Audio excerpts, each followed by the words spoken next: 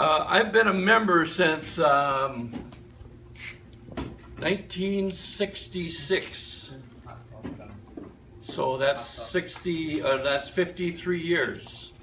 And it's been a very, very fun time, and I've appreciated it very much. So thank you.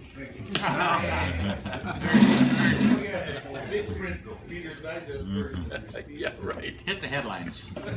Tell us about your favorite. It was the best of times. It was the worst of times. On a dark and shadowy night. No. Actually, I'll try to make this fairly quick. I grew up in Wahpeton, North Dakota, from a family that loves singing. My whole family sings. I remember when I was in about the 2nd or 3rd grade, I sang in a trio, and we were asked to sing in WDAY Good Morning Show. I was active in singing throughout grade school and high school, and I owe my early musical training to my music teacher in Wahpeton, Mrs. Flora Fallon. And she would be able to tell you the pitch of those bells coming down. I learned the basics of music in the 4th grade, time signatures, key signatures, and we learned to sing in parts. We learned to,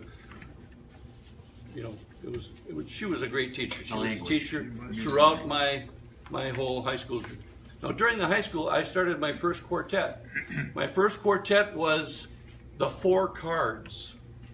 At that time, the 4 Aces were popular. Crew Cuts were popular, and some of those things. And so we called ourselves the 4 Cards. And interestingly enough, our 50th high school anniversary, the 4 Cards performed. Is that right? We sang some songs like Climbing Up the Mountain, Children, and then Old Jonah had a whale of a time and a whale, and Blue Moon, You Saw Me Stand, those kinds of things. It was a lot of fun. In 1956, after spending a year in college, which I was going to be an architectural engineer, I decided I wasn't going to be an architectural engineer, and I joined the Marine Corps. And this is kind of an interesting story, because I was sitting in basic, I was sitting on my bucket, shining my boots, when one day a sergeant came through and said, anybody want to try out for the Marine Corps band? I played an instrument in high school, so I said, sure. So I walked up, and he says, what instrument? I said, baritone. What clef? Bass clef. He handed me this piece of music. It was full of black notes, just full of black notes. I said, is this audition time? He said, we'll give you a chance to warm up a little. So, well, I came out and I blew that thing right off the wall. It doesn't hurt that I had memorized in high school, but anyway, when I graduated from boot camp, the drill instructor said, MOS, we're going to assign you MOS, Private Jacobson, 4,800. I said, 4,800? What's 4,800? Photography. Photography. I went home telling everybody I was in photography. Came back to San Francisco, and I said, I'm here to check in for photography. No, you're in the Marine Corps band.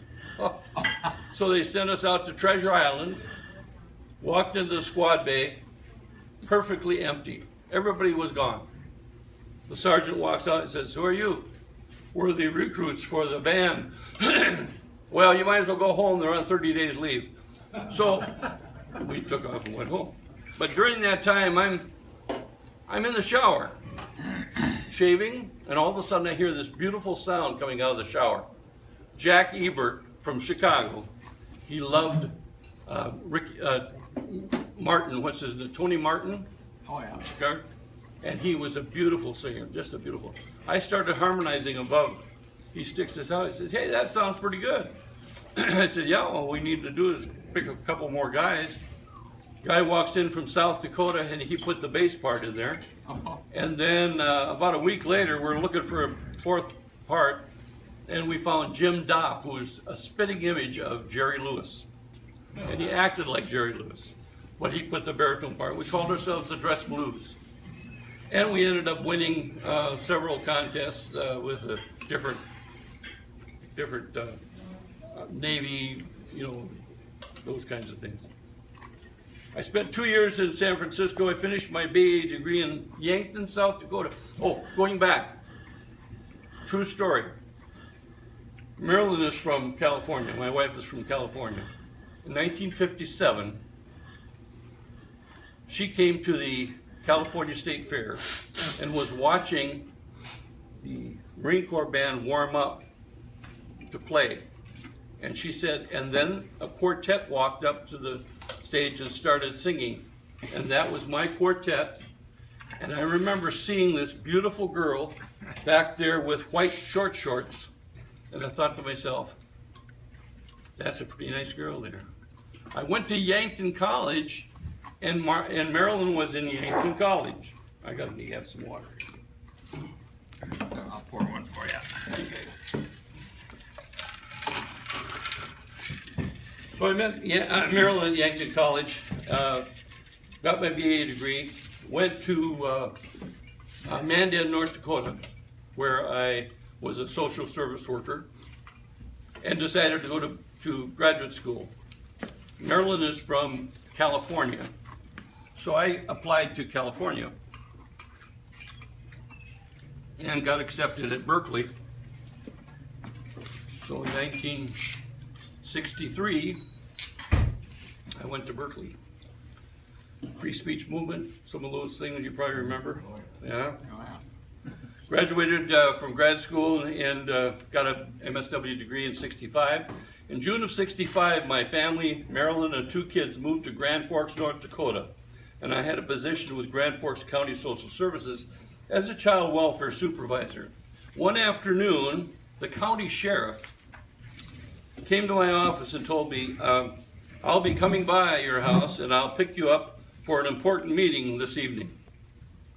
Now, of course, I didn't think I should argue with the sheriff, so he picked me up. It happened to be the chapter meeting of the Valley Cordsmen.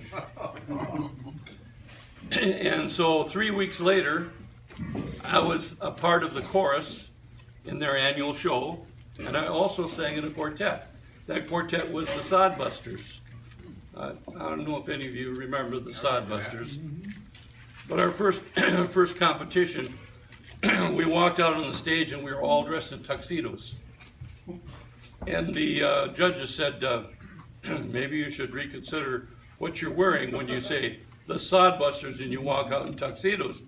And I told them, you don't remember that we've got some pretty rich potato and sugar beet farmers up there. Anyway, we sang all over in the area with Sodbusters. And that started my 53 years in barbershop. Now the next part of this performance is going to be the life that I have spent in quartets.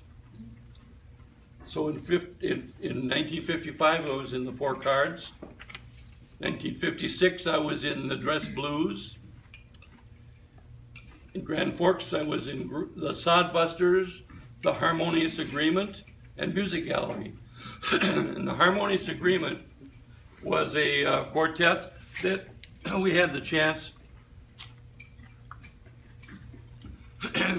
to replace a quartet that didn't show up here in Minneapolis. I think it was a Bloomington show. And so they called us and we came down and we substituted for a quartet headline just ahead of the Most Happy Fellows. Remember that?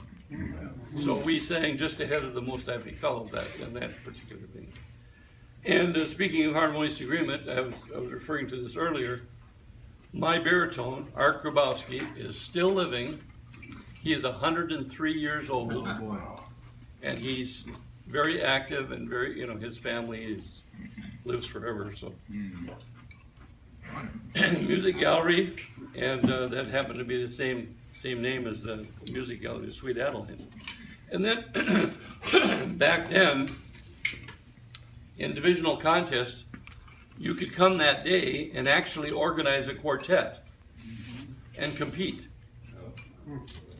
And so that day, two guys from Winnipeg and myself and another fellow from Grand Forks put together and we sang 2 songs, and we won the division championship.